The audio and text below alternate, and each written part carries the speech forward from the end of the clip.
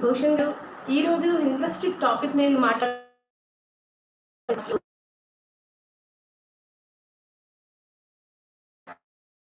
భూషణ్ గారు, good afternoon చేస్తున్నారు.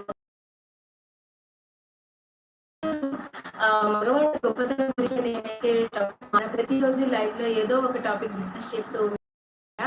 So, ఈరోజు మగవాళ్ళ గొప్పతనం గురించి నేనైతే టాపిక్‌లో మాట్లాడుతూ సో, మీ రెస్పాన్సిబిలిటీస్, బరువు బాధ్యతలు మేమైతే అన్నీ కూడా ఓపెన్‌గా ఆడవాళ్ళ నోట్లో నువ్వు పిండి కూడా తాగదు అని అంటారు కదా! ఏదైనా దాచుకోలేము. ఏడుపైన, సంతోషమైన, దుఃఖమైన, బాధైన, కన్నీళ్ళ రూపంలో వచ్చేస్తూ ఉంటాయి.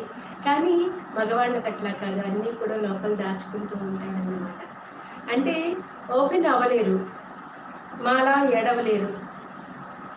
బయటికి చేయలేరు.